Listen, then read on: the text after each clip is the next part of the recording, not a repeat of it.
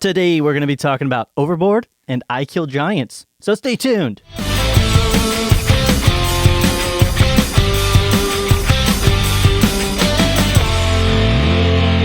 Welcome to The Real Review, sponsored by Parametric and Lazy Ape Studios, where you get some of the latest happenings, real thoughts, and perspectives in the world of film and television. It's true. And I am here with Matt. I'm not going to make it, hey? No. That was a joke from earlier. Okay. And it's because Matt was a little bit late, but it's fine. I'm coming straight from work, y'all. It is true. You know. I'm not holding it against hugs you. and kisses. Everybody, I'm here with Joel. This girl is on fire. Cunningham. I don't embrace that. I'm not going to take that on. I briefly mentioned something about an Alicia Keys song, and then Joel just started singing "This That's Girl's like on Fire." The most common one that I know by her. That's the only reason. I know there's a bazillion. She's super famous and everything. That's just the one that popped in my head. So It's all good. Hey. Anyway, all good. Welcome to the podcast. This is where we talk about Alicia Keys Yes. and why she is such a great artist. And hence it's why the real review is the real review. Absolutely. So this is where we talk about films. And we talk about films a little bit based upon our perspectives. Matt tends to be a bit more of a fan of film, kind of the enjoy of the emotions and the story and how things progress and the fun. And I tend to be more of the critic and the kind of like look at it with a fine-tooth comb and break things down with structure and plotting and everything. And we put those thoughts together, give you a real thought and perspective where you can join in on this journey that we are both going on to learn more and see more about film and television. Together. Yes. Together. Yes. So join for the journey. Matt, why don't you give our journey participants some ways? Participants. I don't know what the term is for that. Some ways to get connected to the podcast. Y'all can get connected with us in a myriad of different ways, one of them being our website, which is realreviewmedia.com, in which you can link into all of our social media outlets, which is facebook.com slash Real Review Media, and they have Instagram and Twitter at Real Review Media, then youtube.com slash The Real Review. And also, you can email us. Let us know what's up. Let us know if there's a movie you liked. If you heard one of our reviews, didn't agree, or you did agree, let us know. We want to hear from you. So email us, ask us questions. Maybe we can actually start answering some questions on our show. Yeah, that would actually be a fun idea. That'd be if pretty you got cool. any questions. So send them our way, just about movies that you've seen or stuff that you predict for future, whether it be something related to Star Wars or the MCU or you know, all that stuff. Matt likes to make the predictions. I do too, but you tend to do it, I think, a bit more often. I deep dive into that stuff. I love it. Your most recent prediction is on the upcoming Han Solo film. Yeah, I got a good feeling about this, just like he says in the trailer.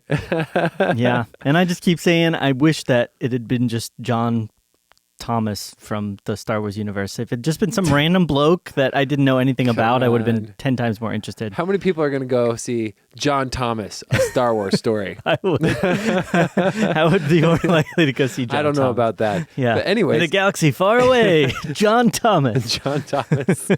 Anyway. Email us your questions and tell us if you're excited to see John Thomas, a Star Wars story. There you go. Directed by Ron Howard / not Phil Lord and Chris Miller. All right. So anyways, that's how you can get connected with us. Well, thank you for You're that. welcome. You're welcome. So let's get into it. Let's start talking about some podcast films.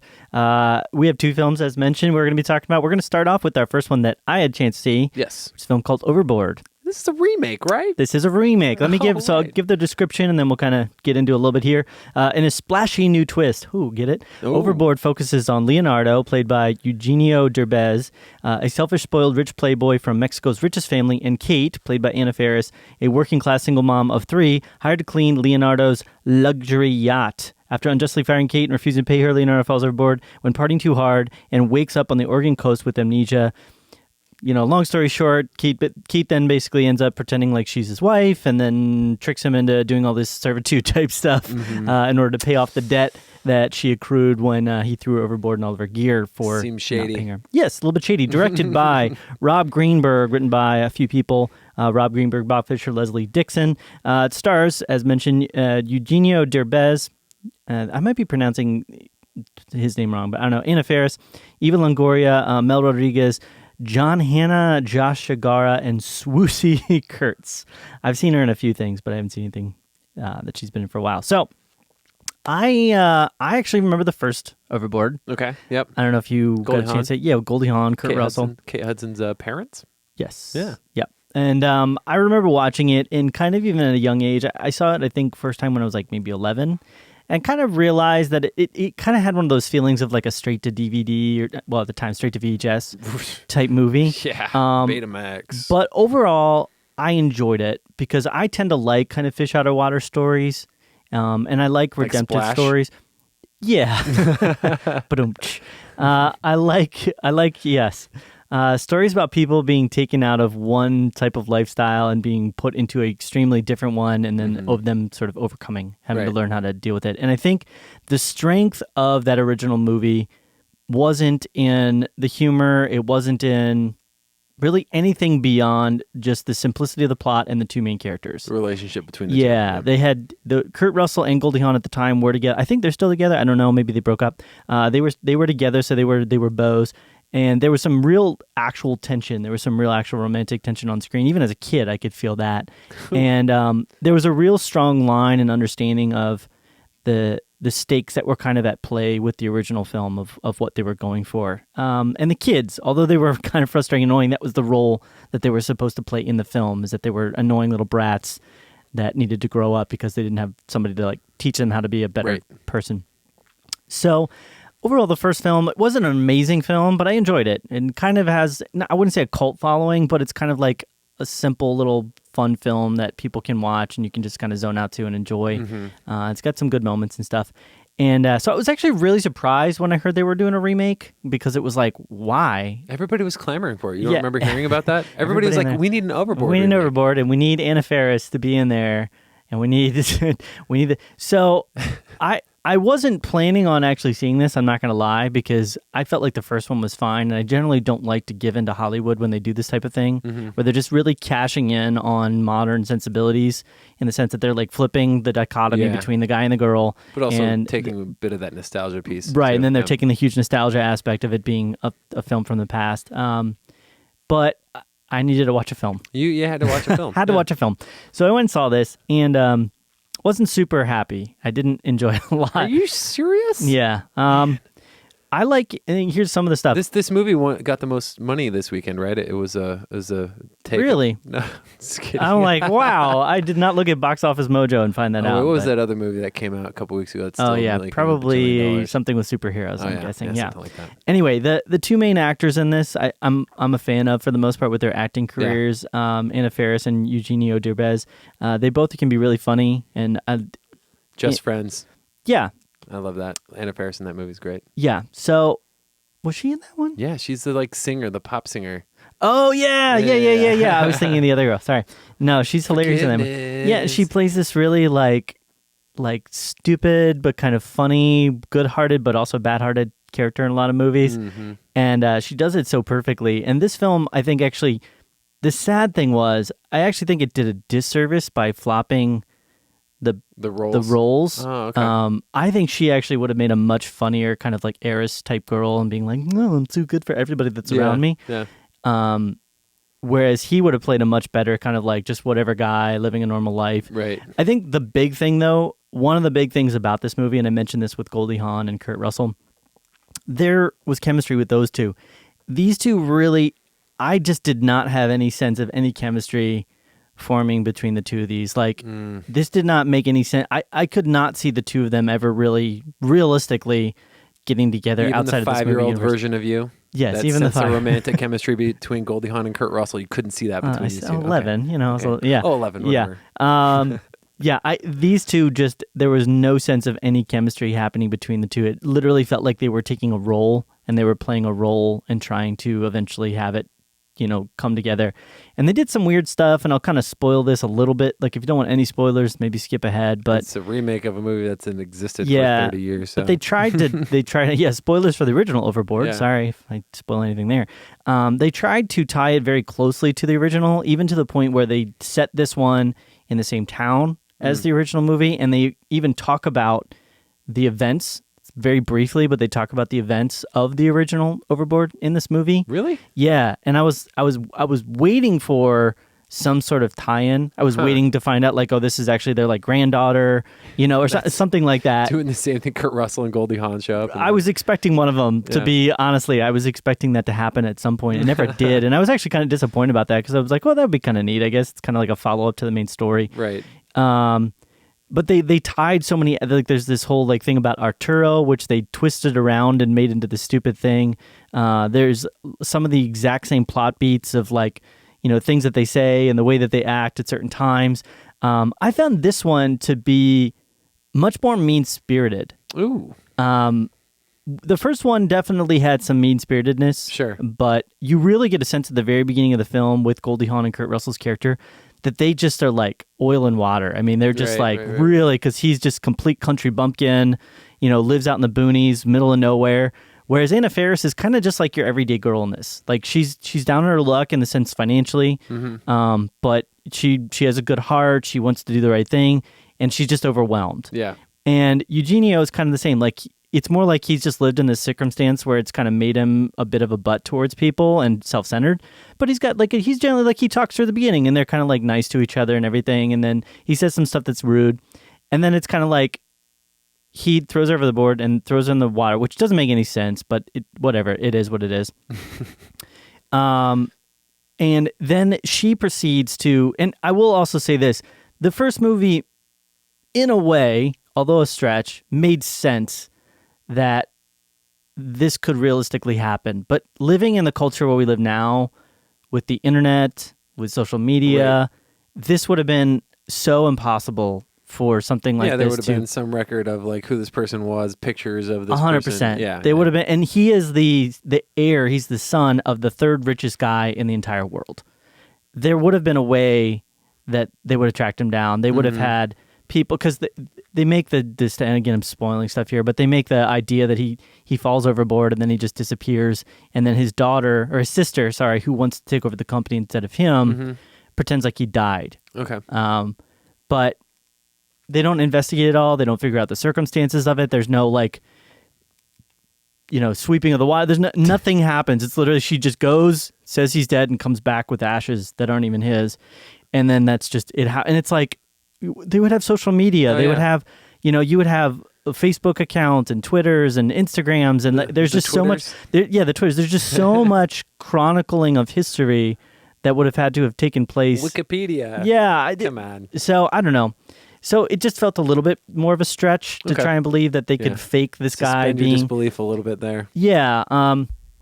So that was one thing, and just the fact that I don't know. I'm not going to go into that too far, but the mean-spiritedness really played in the sense that she treats him like crud. I mean, she tells him that he can't have kids, that he used to be fat. She makes him sleep in a shed and pee in a bottle. Just all this, and just for basically not paying her and throwing her overboard. It's retribution is what it is. But it's more than retribution. It goes to the extent of torture. And cruelty. She makes him work 3 jobs, cook and clean the house, basically do everything for her. And she still kind of runs a job and studies, but it's just she treats him so awful. So by the end of the movie, to me, it didn't, in the first film, it made sense that Goldie Hawn kind of ends up falling in love with Kurt Russell. One, because he's such a charming fellow. Oh, yeah. But additionally, she really understood through interacting with him and through interacting with the kids that her life had a lack of purpose. It had a lack of meaning. It had a lack of connection and depth. She was a bored, heiress in the first movie, and he expanded her life. He added to it and grew her into a person that really could care about people and wasn't so egotistical and self-centered and pompous. Whereas with this movie, he learns that, he's maybe a little bit self-centered and egotistical during the flip when he kind of realizes finally what's going on. But it didn't really, there was no real reason that it felt like he needed to stay with Anna Faris. The kids weren't, in a sense, as impacted by him as it felt like in the first movie. His life wasn't anywhere near as they improved each other's lives. Okay. They made things better for each other. In the original movie, Goldie Hawn encourages Kurt's character to really branch out and take on new opportunities. She organizes his house and makes him feel like he can actually accomplish things, but he's still working really hard. He's taking on 2 jobs. Whereas this movie, it just felt like Anna Faris is I'm just exhausted. I have a lot of stuff going on and I can't make ends meet. I'm just going to make this guy my slave and force him to do all this horrible labor and stuff for me. So was it funny? And no. It wasn't funny. And I felt like that's what they were going for too. Right. And that was the thing that kind of killed it. Okay. I can put up with a lot of that other stuff, and I think it's fine. I think, and this is, a judgment of potentially people's perspectives on life and family and things. And I'm not married. I don't have kids. And I know that a lot of people these days operate with like the 2 household incomes and stuff. And I'm not saying that there's like a path that families have to go down. But the first movie made a lot of sense because there was an area in Kurt Russell's life with family, with his kids, with his house, with his homemaking that he couldn't do. He wasn't capable of doing. He wasn't raised in that kind of society or that mindset, whatever you want to call it. And she very neatly and perfectly kind of fit in to that thing where it felt like with this movie, they were searching for areas that he would fill into. Okay. I gotcha. Yeah. So, and the humor wasn't there. Yeah. I think I chuckled like twice. There was a couple moments where there was kind of a back and forth type thing that happened, but none of the hijinks, and like Leonardo's character has a lot of like pratfall type moments. None of the pratfall type stuff landed for me. Really? It made me laugh. No, Just like he'd fall over and be like, yeah, he would. You would just be kind of like, okay, well, I feel bad for that guy because you feel like he's kind of like. I felt like I connected with him, and I'm like, wow, I feel really bad for this guy, and I'm sorry, but realistically, into this, this is going to sound really probably awful, but I feel like if this guy were to find out, like, hey, I've got tons of money, I've got a yacht, I've got a company I can take over, I think he would have just left. I don't think he would. Yeah. They had to for movie's sake, but I don't think realistically he would have come back to her because I don't think that's the thing. With the first movie, I felt like in the first movie, Goldhawn realized that there was a lot of elements that she really not just learned about herself, but she connected to in Kurt's family, that she gained from being a part of his family. Whereas I don't think Leonardo really had that experience. It was more of just like he learned not to be self-centered. Mm-hmm. That's kind of it. Yeah. You know, they try to do a thing with cooking where he's learning how to be like a really good cook and stuff, a chef. Yeah. So not a great time. I think the extended cast did their best with it. Mel Rodriguez kind of had a couple of lines that were more funny. Like he was probably the more humorous out of everything. Okay. Even Longoria was just kind of there. She didn't really do anything. Yeah, she was like she was married to Mel and they're best friends with Anna Faris's character. Yeah. So it's just it really felt like an unnecessary movie. That's unfortunate. Yeah. Okay. Well, it came in second this weekend. Well, out of everything else, there's not much else that really came true. out. Hey, by the way, A Quiet Place is still in third. Really? Yeah, isn't that crazy? That is crazy. Yeah. I'm still not going to plan on... You should go watch it. I love it. It's my favorite movie of the year so far. I'm just not ready for the jumps. Okay. It'll be fine. Just whatever. I'm waiting for it to come out at home so I can turn the volume way down and I know something scary is going to happen. And turn on subtitles even though makes there's you only sound like such a child. A paragraph of dialogue in the whole movie. Yeah. Anyways. Yeah. Anyway, yeah. What's your breakdown of this thing? My movie rating, I'm giving this one a 73. So 73. Like a C minus. Yeah, 72, 73. Okay, I gotcha. It's shot decently well. It's acted okay. Although Eugenio, I felt like he was just kind of in the film. But yeah, the whole thing just kind of felt felt unnecessary. It didn't like anger me beyond the little stuff that I felt like they had added that was unnecessary. But yeah. Okay. An unnecessary remake. So it sounds sequel. like... It's like a sequel, and they're doing this sometimes now where they create a movie by the same name, but it's like a sequel. They could have been done something. They did that with Ghostbusters or like too. A remake. Yeah, exactly. Yeah. You know, it's like I don't get it. Yeah, exactly. Yeah. Well, they did it with another movie. I'm trying to think. Like The Thing. I don't know if you remember that. That was a prequel. It was like a prequel, but it also had the name The Thing. Right. And it's just like, what? Why don't you just call it something else? I don't know. Like Before the Thing. Yeah. You know, they could have called it like even more Overboarder. Right. Overboard. Yeah. Or just bored. I like it. That? Just I gotcha. Overboard. Cut out the see that? over. See that? There? I should name movie titles. Or just Over It. You should name movies. Over It. You should. All right. Let's move on before we get too far down this horrible bunny trail. Okay. Why don't we get to your movie? Yeah. Let's talk about I Killed Giants. This is more of an independent release that I was kind of interested in seeing. The synopsis has it as Barbara Thorson struggles through life by escaping into a fantasy life of magic and monsters. And really to kind of expound on that, because these descriptions are usually never that good. It's more about this young girl who's trying to cope with different things in her life by living a life immersed almost like she's in D&D, basically Dungeons and Dragons. Gotcha. So to give you a breakdown, this was directed by Anders Walter. Stars a lot of people I've never seen before, with the exception of a couple people I have seen. So Madison Wolfe is the main character. Then you have Zoe Saldana, who we all know, as Gamora, and then we have Imogen Poots, Sydney Wade, Rory Jackson. I'll not. Just to clarify, she's not Gamora in this movie. No, that's although good that would have been a clarification. good tie-in. It would have made sense though if she's like in this mystical world in her head. That would have been fun. I would have. Yeah. I might have watched it.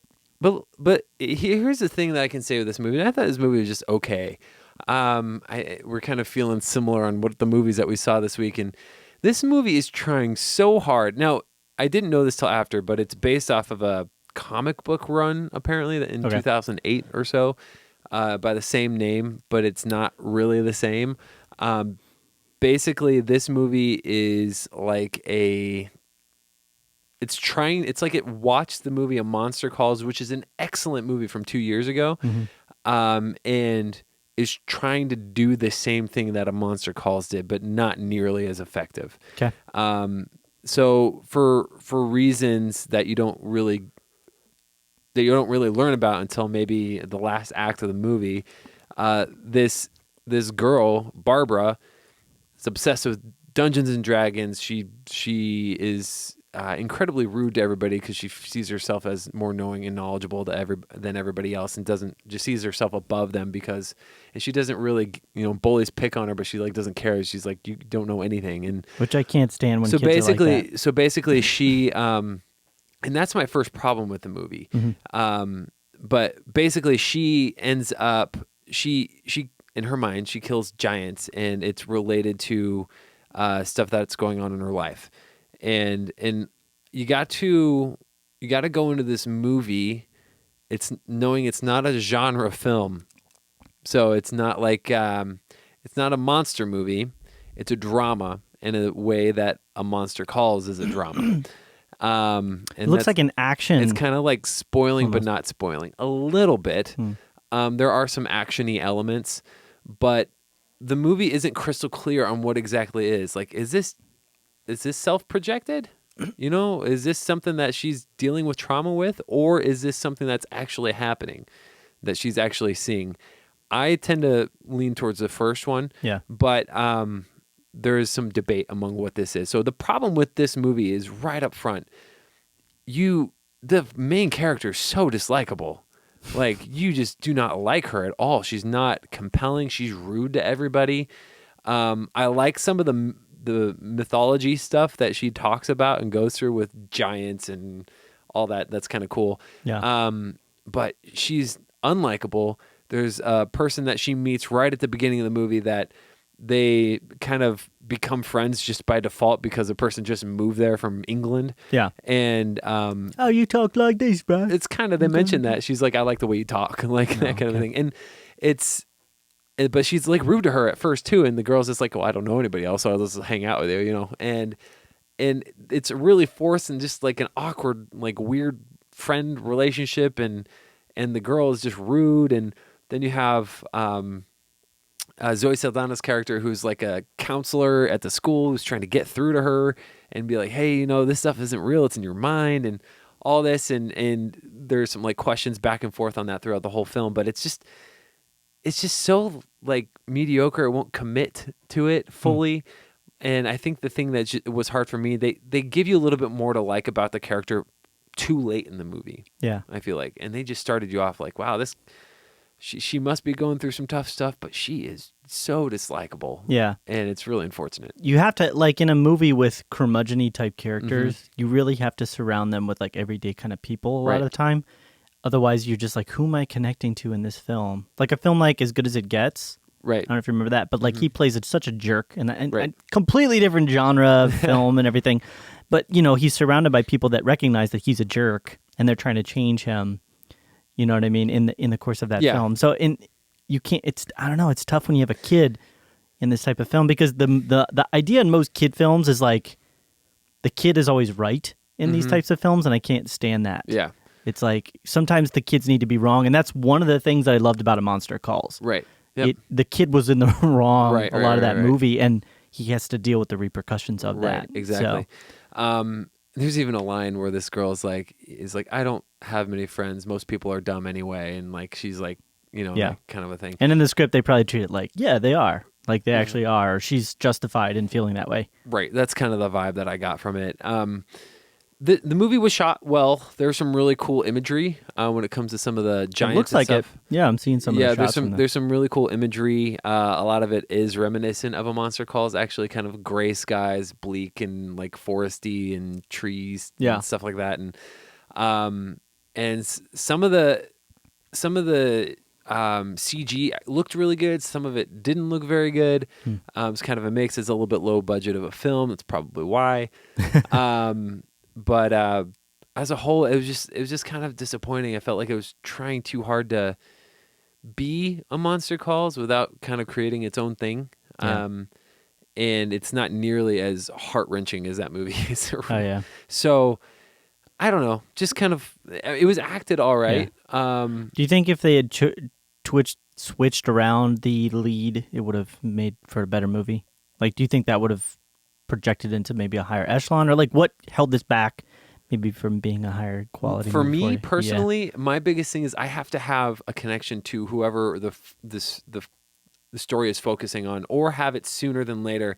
The example, kind of like what you were talking about with As Good as It Gets, another one is Darkest Hour, because dude, Churchill was curmudgeon-y to the max in that movie, but you kind of like see him and you get on board with him eventually. Yeah. This one you kind of get on board with her a little bit, but not really. Yeah. They don't commit fully to it to bring you on board, to kind of sympathize and empathize with what she's going through. You do a little bit, but not fully. At least for me, I didn't feel like it was there, and it was too late, way too late before they started kind of bringing you in.